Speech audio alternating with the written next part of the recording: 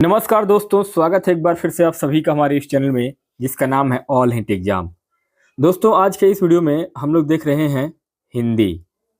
आपने नहीं देखा है तो चैनल के प्लेलिस्ट में जाकर के हिंदी वाले सेक्शन में जरूर देखिएगा। आज यहाँ से हम लोग शुरू करेंगे संज्ञा, नाउन और उसके भेद से। यहाँ से स्टार्ट करेंगे। इसके जस्ट पहले वाले वीडियो में वो देखा था, एक बार आपको क्विक रिवीजन करा देते हैं।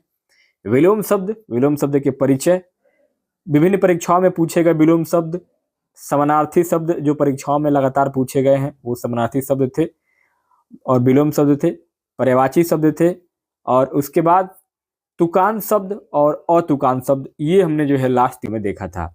और ये तुकान शब्द यहाँ से जब समाप्त हुआ था तो इसके जस्ट आगे हम लोग आज यहाँ से मतलब कि आज यहाँ से संज्ञा से हम लोग शुरू कर रहे हैं। दोस्तों, वीडियो बहुत मज़ेदार बन रहा है, बहुत इंटरेस्टिंग क्लास हो रहा है। अगर आप मिस कर रहे हैं वीडियो को तो रिक्वेस्ट करूंगा वीडियो को जरूर देखिए। दावा कर रहा हूं कि इससे बेहतर वीडियो आपको शायद ना मिले। तो दोस्तों, स्टार्ट करते हैं आज की वीडियो में। संज्ञा, नाउन और उसके भेद। संज्ञा क्या होता है? किसी प्राणी, वस्तु या स्थान के नाम को संज्ञा कहते हैं। संज्ञा प्रमुखतः संज्ञा के 3 भेद होते हैं। पहला होता है आपका व्यक्तिवाचक संज्ञा, दूसरा होता है जातिवाचक संज्ञा, तीसरा होता है आपका भाववाचक संज्ञा। 3 प्रकार के संज्ञा होते हैं और इनके 3 भेद होते हैं। पहला आपका व्यक्तिवाचक संज्ञा क्या होता है? जो नाम किसी विशेष या एक व्यक्ति, वस्तु या स्थान का बोध कराते हैं उन्हें व्यक्तिवाचक संज्ञा कहते हैं दोस्तों।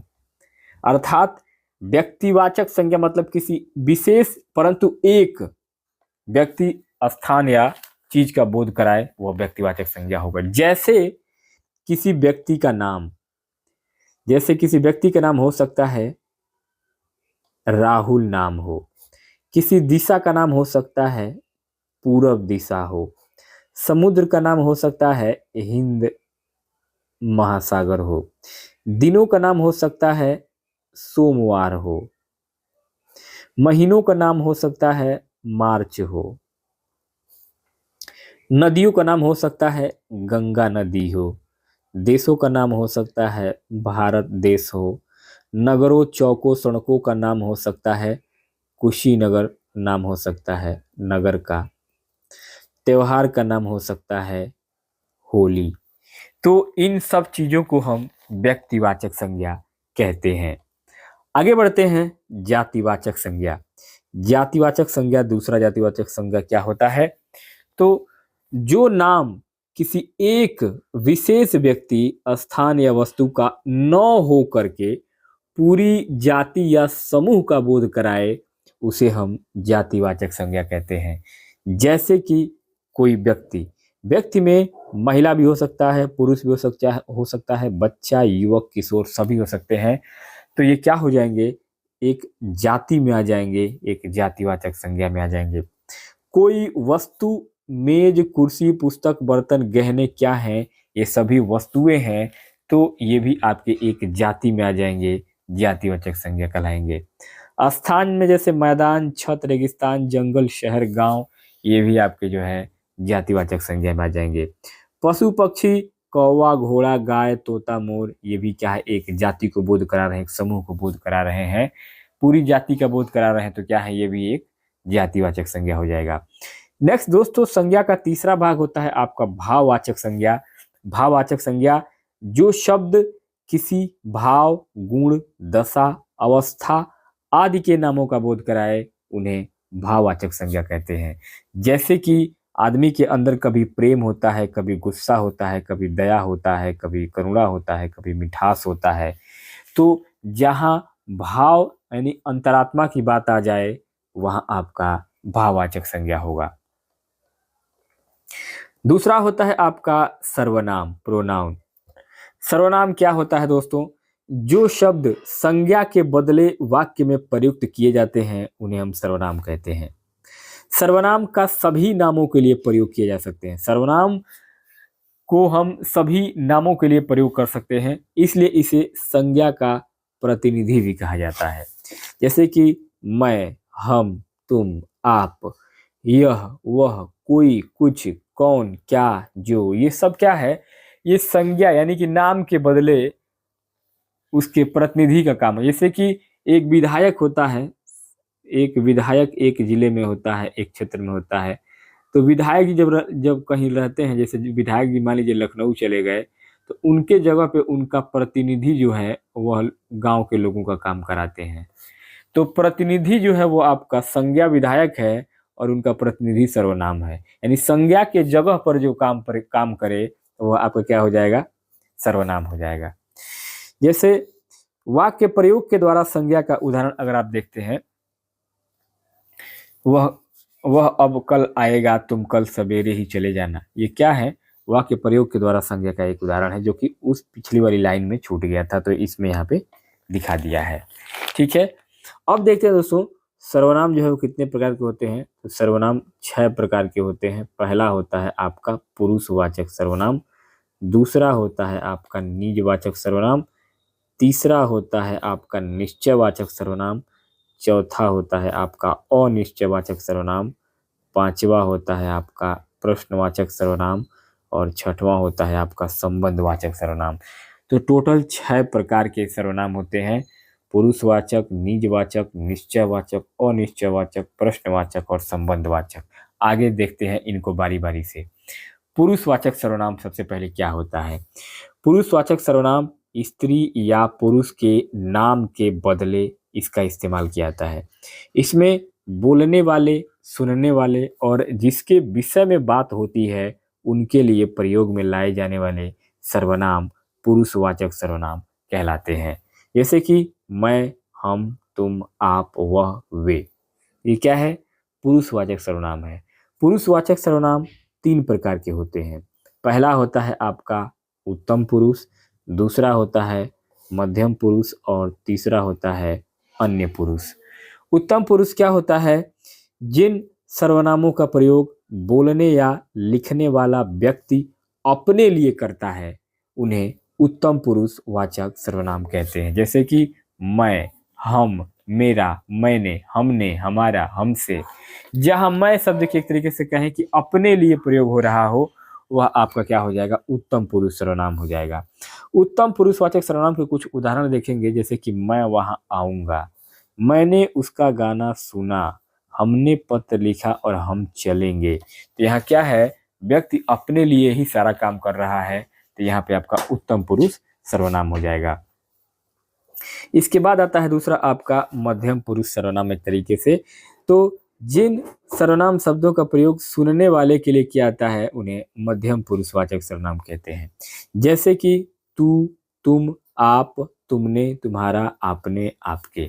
यानी कि ऐसे सर्वनाम जिनका प्रयोग सुनने वाले के लिए, दूसरे के लिए किया जाए, वहां आपका मध्यम पुरुष सर्वनाम हो जाएगा। मध्यम पुरुषवाचक सर्वनाम के अगर उदाहरण की बात करेंगे तो जैसे कि तुम एक अच्छे इंसान हो। तुम का मतलब क्या हुआ? यानी कि हम किसी दूसरे के बारे में बात कर रहे हैं। तुम्हारे दादाजी, यानी कि तुम्हारे का मतलब क्या हुआ? यानी दूसरे के बारे में बात हो रही है। तुमसे खाना अच्छे से खाया, यानी कि तुमने खाना अच्छे से खाया। तो तुमने मतलब क्या? तुम, यानी कि अलग। ठीक है, उसके बाद तीसरा आता है आपका अन्य पुरुष।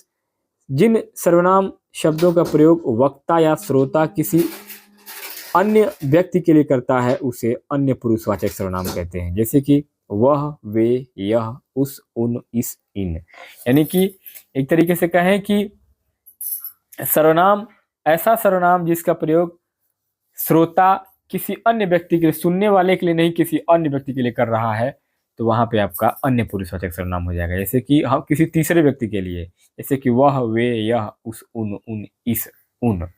जैसे कि वह पूरी रात रोती रही। तो यहाँ क्या है? हम किसी बात किसी को कह रहे हैं लेकिन तीसरे के लिए कह रहे हैं। वे कल सुबह जल्दी जाएंगे, उन्हें बहुत बुरा लगा होगा। तो दोस्तों ये क्या है? आपका अन्य पुरुषवाचक हो जाएगा, अन्य पुरुषवाचक सर्वनाम। इसके बाद अब आगे बढ़ते हैं। अगला है आपका निजवाचक और निश्चयवाचक सर्वनाम। निजवाचक और निश्चयवाचक सर्वनाम क्या होता है? तो यहाँ निजवाचक सर्वनाम जो सर्वनाम कर्ता के साथ अपनापन, यानी कि जो सर्वनाम कर्ता के साथ अपनापन दर्शाने के लिए किए जाते हैं उन्हें निजवाचक सर्वनाम कहते हैं। जैसे कि स्वयं, खुद, अपने आप, यानी कि अपनापन दर्शाने के लिए किया जाता है, तो वहां पे आपका निजवाचक सर्वनाम होता है। निजवाचक सर्वनाम के उदाहरण की बात करेंगे तो जैसे कि है आपका वे खुद ही अपना काम करते हैं। तो खुद का मतलब क्या, यानी कि अपना। उसने अपने आप दुख दिया, अपने आप को कष्ट दिया, तो अपने आप का मतलब क्या हुआ, निज, निजवाचक। वे कल सुबह अपने आप, यानी खुद से लौटेंगे, तो मतलब क्या है, निजवाचक सर्वनाम, यानी कि अपने आप के लिए जो बातें कही जाएंगी अपनापन दर्शाने के लिए, वहां पे निजवाचक सर्वनाम होगा। इसके बाद आता है आपका अगला निश्चयवाचक सर्वनाम। जिन सर्वनाम शब्दों से किसी निश्चित वस्तु अथवा व्यक्ति का बोध हो उन्हें हम निश्चयवाचक सर्वनाम कहते हैं। जैसे कि यह, वह, वे, ये क्या है, निश्चित है। तो यहाँ पे जैसे कि वह मेरा दोस्त है, यह किसान है, यह मेरी कार है, वे समोसे मत खाओ, तो ये क्या है,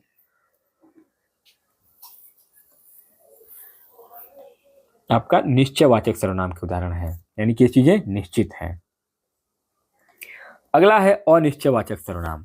अनिश्चयवाचक सर्वनाम, जिस सर्वनाम शब्द से किसी निश्चित व्यक्ति, वस्तु या घटना का बोध न हो उन्हें हम अनिश्चयवाचक सर्वनाम कहते हैं।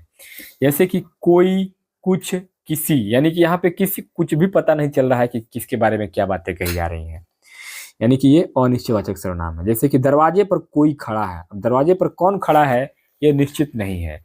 उधर से कोई गुजरा है, कौन गुजरा है किसी को नहीं मालूम है। किसी ने उसको थप्पड़ मारा, लेकिन किसने मारा किसी को नहीं पता है। उस घर में कोई है, अब उस घर में कौन है कोई नहीं जानता है। तो यहाँ पे जहाँ पे बातें अनिश्चित हों वहां पे आपका अनिश्चयवाचक सर्वनाम होता है। इसके बाद अगला आता है आपका प्रश्नवाचक सर्वनाम। जिन सर्वनाम शब्दों से किसी प्राणी, व्यक्ति, वस्तु आदि के विषय में प्रश्न किया जाता है उसे प्रश्नवाचक सर्वनाम कहते हैं। प्रश्नवाचक सर्वनाम का उदाहरण, जहां भी प्रश्नवाचक चिन्ह लगा हो आप समझ जाइए कि वैसे क्या है, ये प्रश्नवाचक वाक्य है। प्रश्नवाचक सर्वनाम के उदाहरण के रूप में जैसे कि तुम्हारा क्या नाम है, उसे कौन बुला रहा है, फोन पर कौन बोल रहा है, तुम क्या खा रहे हो। तो लास्ट में यहाँ पे क्या लगा है, प्रश्नवाचक चिन्ह लगा है। तो प्रश्नवाचक चिन्ह लगा है मतलब क्या है, ये प्रश्नवाचक सर्वनाम है। अब आगे आते हैं, अगला है आपका संबंधवाचक सर्वनाम। संबंधवाचक सर्वनाम किसे कहते हैं, तो दो शब्दों में परस्पर संबंध का बोध कराने वाले शब्द संबंधवाचक सर्वनाम कहलाते हैं। जैसे कि जैसा, वैसा, जिसने, उसने, जो, सो, ये सब संबंध सर्वनाम के उदाहरण हैं। जैसे कि उदाहरण के रूप में अगर देखा जाए तो जैसा बोओगे वैसा काटोगे, ये क्या है, संबंध को दर्शा रहा है। जो मेहनत करता है वह सफल होता है, जैसी करनी वैसी भरनी। तो यहाँ क्या है, वाक्य में क्या हो रहा है, संबंध स्थापित हो रहा है, तो वही आपका संबंधवाचक सर्वनाम कहलाता है। अब इसके बाद अगला आता है आपका टॉपिक क्रिया। क्रिया क्या होता है, वर्ब। जिस शब्द से किसी कार्य के करने या होने का बोध हो उन्हें हम क्रिया कहते हैं। जैसे कि माताजी खाना बना रही हैं, तो यहाँ क्या है, कार्य करने का बोध हो रहा है, यानी खाना बनने का बोध हो रहा है। माताजी क्या कर रही हैं, खाना बना रही हैं, यानी कि क्रिया हो रही है। बच्चे खेल रहे हैं, हवा चल रही है, सभी बच्चे पढ़ रहे हैं, तो यहाँ कार्य के करने या होने का बोध होता है, वहां पे क्रिया कहलाता है।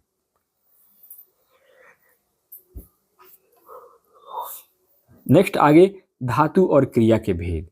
धातु क्या होते हैं, क्रिया का मूल रूप धातु कहलाता है। धातु के साथ ना प्रत्यय जोड़कर क्रिया का सामान्य रूप बनता है। जैसे कि लिख धनना बराबर क्या, लिखना। चल यानी कि चल धनना बराबर चलना। पढ़ पढ़ धनना बराबर पढ़ना, यानी कि क्रिया का मूल रूप धातु कहलाता है। धातु के साथ जहां ना प्रत्यय जोड़कर क्रिया का हम सामान्य रूप बनाते हैं तो यहाँ पे वो ऐसे बनता जाता है। क्रिया के भेद दोस्तों कितने होते हैं, तो कर्म के आधार पर क्रिया के भेद होते हैं दो प्रकार के। कर्म के आधार पर क्रिया के दो भेद होते हैं। पहला होता है सकर्मक क्रिया, दूसरा होता है आपका अकर्मक क्रिया। सकर्मक क्रिया क्या होती है, जिस क्रिया का फल सीधे कर्म पर पड़ता है उसे हम सकर्मक क्रिया कहते हैं। जैसे कि माँ खाना बनाती है, विकास क्रिकेट खेलता है, तो यहाँ पे क्या है, क्रिया का फल सीधे कर्म पर पड़ रहा है, तो यहाँ पे क्या हो जाएगा, सकर्मक क्रिया हो जाएगा। आगे सकर्मक क्रिया की पहचान और उसके भेद। सकर्मक क्रिया की पहचान कैसे होती है, तो क्रिया के साथ क्या, किसे, किसको शब्द लगाकर अगर प्रश्न किया जाए तो उत्तर यदि प्राप्त हो जाए तो हम उसे सकर्मक क्रिया कहते हैं। जैसे कि पुलिस ने चोर को पीटा, तो यहाँ किसे, किसको पीटा, तो चोर को पीटा। सोनम पुस्तक पढ़ रही है, क्या कर रही है, तो पुस्तक पढ़ रही है। तो यहाँ जो है क्या, किसे और किसको लगाकर जब प्रश्न को पूछेंगे और आपको आंसर मिल जाता है, उत्तर मिल जाता है, तो क्या है ये, मतलब सकर्मक क्रिया है। सकर्मक क्रिया भी दो प्रकार का होता है, एक होता है एक कर्मक क्रिया, दूसरा होता है द्विकर्मक क्रिया। एक कर्मक क्रिया क्या होता है, जिस क्रिया का एक कर्म हो उसे हम एक कर्मक क्रिया कहते हैं। जैसे कि सोनू ने साइकिल चलाई, तो क्या चलाई, प्रश्न क्या था कि उसने क्या चलाई, तो साइकिल चलाई, यानी क्या है, एक कर्मक क्रिया है। आगे द्विकर्मक क्रिया क्या होती है, द्विकर्मक क्रिया यानी कि जिस क्रिया में दो कर्म हो उसे हम द्विकर्मक क्रिया कहते हैं। जैसे कि नैना ने शोएब को पुस्तक दी, तो यहाँ क्या दिया, तो पुस्तक दिया, मुख्य कर्म है।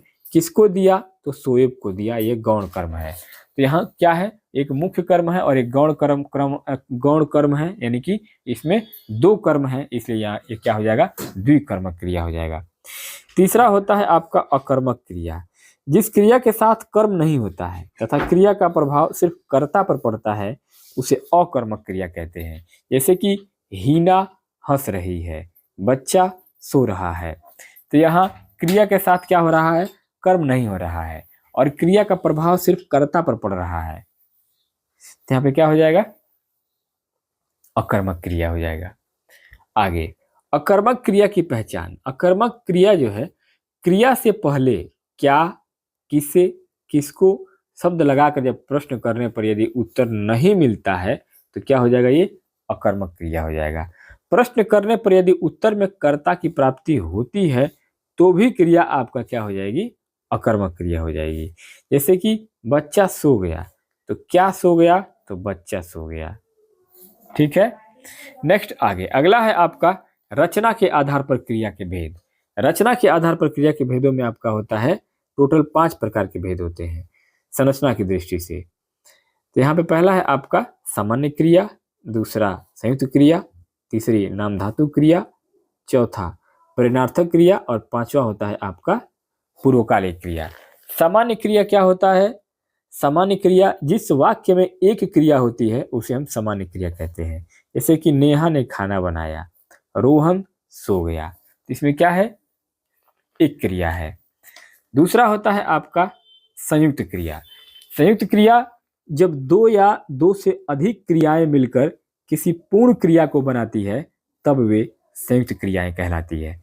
जैसे कि माँ ने खाना बांट दिया, वह घर पहुंच गया, तो यहाँ पे क्या है, जब दो या दो से अधिक क्रियाएं मिलकर किसी काम को पूरा करती हैं तो ये संयुक्त क्रियाएं कहलाती हैं।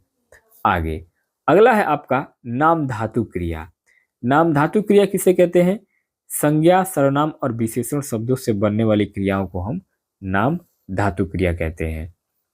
संज्ञा शब्दों से बनी क्रिया जैसे कि शर्म मतलब कि शर्माना, बात मतलब बतियाना, झूठ मतलब झुठलाना, हाथ मतलब हथियाना। सर्वनाम शब्दों से बनी क्रियाएं जैसे कि रंगना, अपना, अपनाना, ये क्या है, सर्वनाम से बना है। विशेषण से बनी क्रियाएं जैसे कि नरम मतलब कि नरमाना, गरम मतलब गरमाना, तोतला मतलब तुतलाना, तो ये आपका विशेषण से क्रिया बना है। तो ये जो है संज्ञा, सर्वनाम और विशेषण शब्दों से बनने वाली क्रियाओं को हम नाम धातु क्रिया कहते हैं।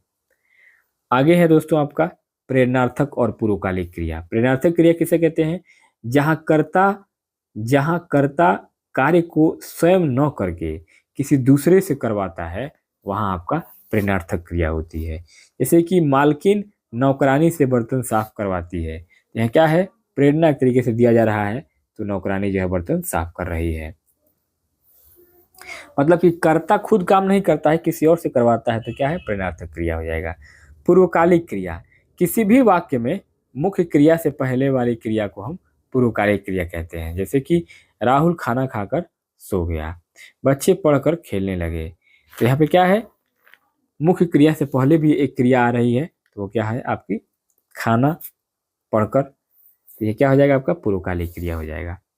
आगे अब आता है आपका विशेषण यानी कि एडजेक्टिव। विशेषण क्या होता है, तो संज्ञा या सर्वनाम की विशेषता बताने वाले शब्द को हम विशेषण कहते हैं। जैसे कि बड़ा, काला, लंबा, दयालु, एक, दो, अच्छा, बुरा, मीठा, खट्टा, भारी, सुंदर आदि, ये सब क्या है, ये विशेषण के उदाहरण है। जिस संज्ञा या सर्वनाम शब्द की कोई विशेषता बताई जाती है उसे हम विशेष्य कहते हैं। विशेषण के कुछ उदाहरण होते हैं, जैसे कि एक है आपका गुलाब का फूल बहुत सुंदर है, तो क्या है, बहुत सुंदर क्या है, गुलाब के फूल की विशेषता बताई जा रही है। मेरे पास एक कार है, मेरे पास एक कार है, तो क्या यहाँ पर क्या है, मेरे पास एक कार है, तो यानी कार की विशेषता बताई जा रही है अपनेपन की। मेरे दोस्त का घर बहुत बड़ा है, तो यानी कि उसके घर का बहुत बड़े होने का मतलब क्या है, उसके घर की विशेषता बताई जा रही है। विशेषण जो है वह आपके कितने प्रकार के होते हैं, तो विशेषण जो है वो आपके गुणवाचक विशेषण, परिमाणवाचक विशेषण, संख्यावाचक विशेषण, सार्वनामिक विशेषण और व्यक्तिवाचक विशेषण। ठीक है, अब इसको सारे विशेषण को चलिए हम लोग आगे आगे विशेष करके पढ़ते हैं। पहला है आपका गुणवाचक विशेषण। जिन विशेषण शब्दों से संज्ञा अथवा सर्वनाम शब्दों के गुण, दोष, रंग, रूप, आकार, स्थान, समय, दशा, अवस्था का बोध हो, तो वह क्या होता है, गुणवाचक विशेषण कहलाता है। जैसे कि अच्छा, बुरा, कायर, द्विमान, लाल, हरा, नीला, लंबा, खट्टा, मीठा, ये क्या है, गुणवाचक विशेषण के अंतर्गत आता है। यानी कि संज्ञा और सर्वनाम का क्या है, गुण बता रहा है, दोष बता रहा है, रंग, रूप, आकार, स्थान, समय, दशा, अवस्था बता रहा है। दूसरा आता है आपका परिमाणवाचक। जिन विशेषण शब्दों से संज्ञा या सर्वनाम की मात्रा अथवा नापतोल का बोध हो वह परिमाणवाचक विशेषण कहलाता है। जैसे कि 5 किलो चावल, 1 लीटर पेट्रोल, थोड़ा पानी और बहुत सारा दूध। तीसरा आता है आपका संख्यावाचक विशेषण।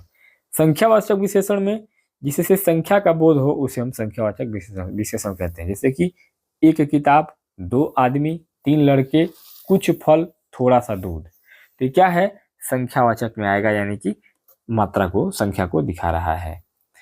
अगला है आपका सार्वनामिक विशेषण। सार्वनामिक विशेषण ऐसे सर्वनाम शब्द जो संज्ञा से पहले लगकर उस संज्ञा शब्द की विशेषण की तरह विशेषता बताते हैं, वे शब्द सार्वनामिक विशेषण कहलाते हैं। यह शब्द संज्ञा के लिए विशेषण का काम करते हैं। जैसे कि मेरी पुस्तक, कोई बालक। ठीक है, इसके बाद आता है आपका अगला व्यक्तिवाचक विशेषण। व्यक्तिवाचक विशेषण क्या होता है, तो व्यक्तिवाचक संज्ञा शब्दों से बने विशेषण को हम व्यक्तिवाचक विशेषण कहते हैं। जैसे कि मुझे भारतीय खाना बहुत पसंद है, अक्षय जोधपुरी जूती पहनता है, तो क्या है, ये व्यक्तिवाचक विशेषण कहलाएगा। आगे है वचन। वचन यानी कि नंबर। वचन क्या होते हैं, वचन 2 प्रकार के होते हैं, एक होता है आपका एक वचन, दूसरा होता है आपका बहुवचन। एक वचन क्या होता है, तो संज्ञा के जिस रूप से एक व्यक्ति, एक वस्तु होने का ज्ञान हो उसे हम एक वचन कहते हैं। जैसे कि स्त्री, घोड़ा, नदी, रुपया, लड़का, गाय, सिपाही, बच्चा, कपड़ा, माता, माला, पुस्तक, टोपी, बंदर, मोर, ये सब क्या है, एक वचन में आएगा। बहुवचन शब्द के जिस रूप से एक से अधिक व्यक्ति या वस्तु होने का ज्ञान हो उसे हम बहुवचन कहते हैं। जैसे कि स्त्रियां, घोड़े, नदियां, रुपए, लड़के, गाय, कपड़े, टोपियां, मालाएं, माताएं, पुस्तकें, वधुएं, गुरुजन, रोटियां, लताएं, बेटे, ये सब क्या है, एक से अधिक व्यक्ति या वस्तु का ज्ञान करा रहा है, तो क्या हो जाएगा, बहुवचन हो जाएगा। आगे एक वचन और बहुवचन के महत्वपूर्ण नियम। एक वचन और बहुवचन में आपका सबसे पहले आता है, जैसे कि आदरणीय व्यक्तियों के लिए सदैव हम बहुवचन का प्रयोग करते हैं। जैसे कि पापा जी कल मुंबई जाएंगे, तो यहाँ पे क्या हो जाएगा, आदरणीय व्यक्तियों के लिए हम हमेशा बहुवचन का प्रयोग करेंगे। संबंध दर्शाने वाली कुछ संज्ञाएं एक वचन और बहुवचन में एक समान रहती है। जैसे कि ताई, मामा, दादा, नाना, चाचा, ये संबंध दर्शाने वाली कुछ संज्ञाएं हैं जो एक वचन और बहुवचन दोनों में आपको एक ही जैसा यूज करने को मिलेगा। द्रव्य सूचक संज्ञाएं होती हैं। द्रव्य सूचक संज्ञाएं एक वचन में प्रयोग होती हैं, जैसे कि पानी, तेल, घी और दूध। धातुओं का बोध कराने वाली जातिवाचक संज्ञाएं एक वचन में ही प्रयुक्त होती हैं। जैसे कि सोना महंगा है, चांदी सस्ती है। हमेशा एक वचन रहने वाले शब्द जैसे कि वर्षा, पानी, दूध, आसमान, प्रजा, जनता, ये सब क्या है, हमेशा एक वचन में ही इसका इस्तेमाल होगा। अच्छा, कुछ शब्द सदैव बहुवचन में प्रयोग किए जाते हैं जैसे कि दाम, दर्शन, प्राण, आंसू, ये सब क्या है, हमेशा आपके बहुवचन में ही इस्तेमाल होगा। इसके बाद पुल्लिंग में पुल्लिंग इकारांत, उकारांत और उकारांत शब्द दोनों वचनों में समान रहते हैं जैसे कि एक मुनि, 10 मुनि और एक डाकू, 10 डाकू, एक आदमी, 10 आदमी। बड़प्पन दिखाने के लिए कभी कभी वक्ता अपने लिए मैं के स्थान पर हम का प्रयोग करता है जैसे कि हमें याद नहीं कि हमने कभी आपसे ऐसा कहा हो। तो यहाँ क्या हो रहा है, अपने आप को हम के रूप में या मैं के रूप में बड़प्पन दिखाने के लिए वक्ता बोल रहा है। अगला है व्यवहार में तुम के स्थान पर आप का प्रयोग करते हैं जैसे कि आप कल कहाँ गए थे। जातिवाचक संज्ञाएं दोनों ही वचनों में प्रयुक्त होती हैं जैसे कुत्ता भौंक रहा है, कुत्ते भौंक रहे हैं। तो यहाँ पे क्या हो जाएगा, आपका ये जातिवाचक संज्ञाएं है और इसमें दोनों ही वचन प्रयुक्त होता है। हमेशा बहुवचन रहने वाले शब्द कुछ ऐसे हैं जैसे कि बोल, हस्ताक्षर, बाल, आंसू, रोम, दर्शन, प्राण, समाचार, दर्शक, दाम, मूल्य, भाग्य। तो दोस्तों इस प्रकार से इस वीडियो में हम लोगों ने आज देखा है आपके हिंदी व्याकरण में इन सभी चीजों को, वचन देखा है, विशेषण देखा है, विशेषण के सभी प्रकारों को देखा है, क्रिया के बारे में देखा है, क्रिया के सभी प्रकार देखा है। उसके बाद हम लोगों ने देखा है संज्ञा, सर्वनाम, संज्ञा सर्वनाम के सभी भेद, उन सभी भेदों के सभी भेदों को व्याख्यात्मक तरीके से हम लोगों ने समझा है। तो ये आज का पूरा ग्रामर का वीडियो था। उम्मीद करता हूँ हिंदी ग्रामर, हिंदी व्याकरण का ये वीडियो आपको जरूर पसंद आया होगा। वीडियो पसंद आएगा तो वीडियो को लाइक कीजिए, चैनल पर पहली बार आए चैनल को सब्सक्राइब कीजिए। दोस्तों हिंदी एक ऐसा विषय है जो सभी प्रकार के एग्जाम में पूछा जाता है। ठीक है, धन्यवाद।